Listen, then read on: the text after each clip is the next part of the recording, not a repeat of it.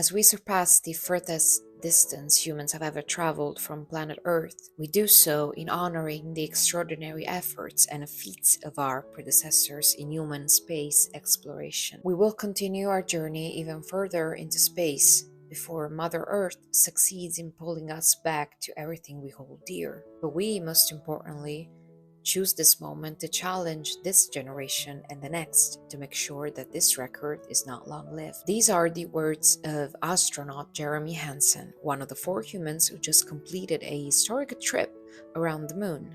I'd be lying if I said that that trip didn't inspire me to watch Project Hail Mary, because it did.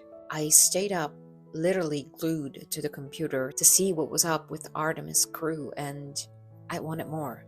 Welcome to my channel. Ours is a place where we explore art. For now, we're looking at cinema and the art of storytelling, and in time, we're going to expand and move on to paintings, sculptures, and many, many more things. If you see yourself in all of this, then subscribe and join me in this discovery.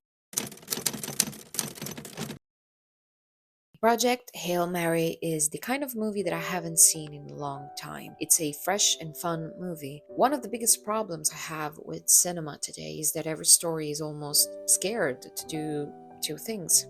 One, the directors or the producers don't trust the audience. They know that most people are not even watching the story, so they make the characters say everything out loud. And 2, every story wants to be deep and political. When you put those 2 problems together, what ends up happening is that you have movies that are trying so hard to be deep, interesting, and hard to understand, but you can't go too deep or too weird because then the audience won't follow you. And as much as we want to say that this way of thinking is wrong, the more you go online and read what people say about movies, the more you understand that most of us don't watch the movie. We don't listen to what the story has to say. We don't let stories develop or even start before we judge them.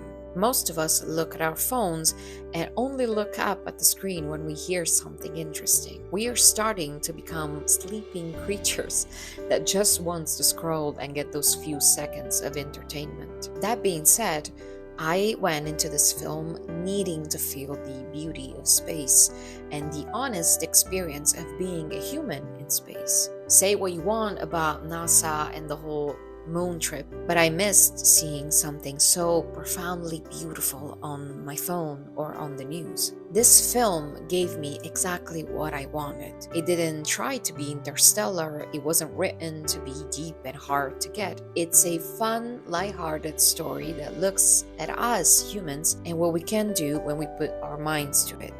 And this film is never afraid to just be what it is. I enjoyed it because it's a story that knows what it is and doesn't try to be anything else. I didn't know what to expect when I sat down to watch this film. Lately, I find myself enjoying not watching trailers or anything online before a movie. When the movie started, I was worried because I realized that it was leaning a bit too much on the comedy side. But then this story shut me up real quick when Grace, the main character, beautifully played by Ryan Gosling, after waking up and not knowing anything about himself or where he is, finds 2 people who are dead and decides to say goodbye to them. That scene is so important for many reasons. It opens up a mystery. We don't know what Grace is doing. We don't know who these people are. We just know that he now is alone and doesn't even remember why he's there. And the most important thing that it does is showing us who Grace is. The only reason why the entire film works is because we have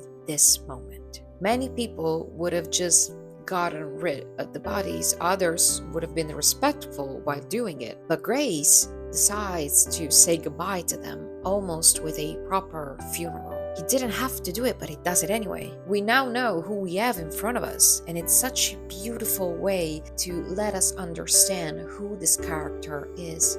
After this scene, it was clear to me that all the comedy and all the fun scenes were not only deeply rooted in a solid base for this character, but that all his jokes and this persona that he created for himself was just a cover-up. He is a good man who feels so much, who's able to cry for someone he doesn't even remember meeting. By giving us this moment, we now understand Grace as a human before ever seeing him in contact with other people or with aliens. We are able to connect with him on a personal level.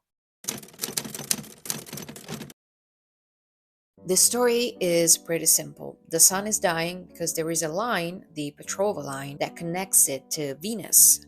Scientists understand that this line is in some way killing or eating away our star, and Grace is called to be part of a team to understand how to stop this from happening. When the movie starts, Grace is traveling to the only star in our galaxy that seems to not be affected by this line. He now finds himself completely alone, with memories coming back to him in pieces, when all of a sudden a spaceship comes really close to him. After some moments of terror, Grace meets Rocky, a sweet and adorable alien who's there for the exact same reason. They start to communicate, and the more they do, the more they understand each other, and they start to create a bond. And this moment is the moment when the movie got me. You see, I've always been one of those people who puts friendship way above any other relationship. Friends, to me, are the family we choose in this world. They're the people who make all of this madness make sense. And in movies, it's rare to have stories where the driving relationship is a friendship and not a love story. This movie is a beautiful story about two creatures, Grace and Rocky, who are able to be there for each other,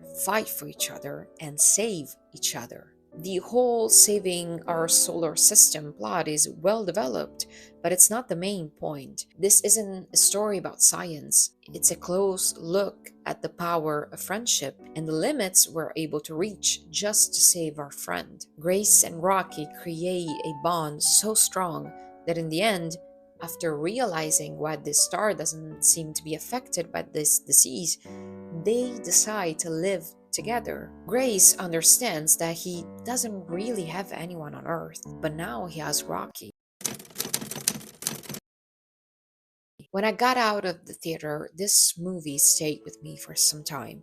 I was touched by everything that I just said, but the more I thought about it, the more I realized that I was missing something. The reason why I love this film is not just because of the role of friendship. And to better explain myself, I want to go back to what I said in the beginning. I've always been in love with the stars, with the concept of how little we are in this big universe. I watched as the four astronauts launched for the moon with tears in my eyes because despite us being so little and insignificant to the universe, hell, even to this galaxy, just don't care.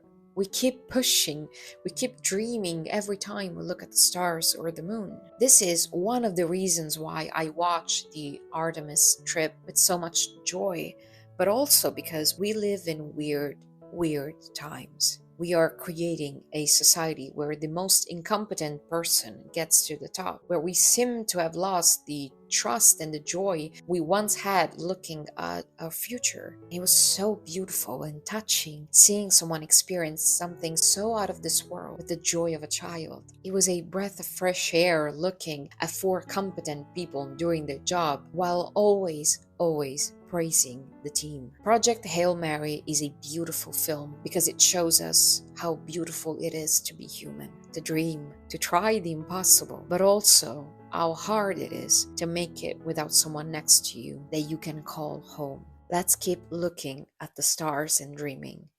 Let's keep being human together.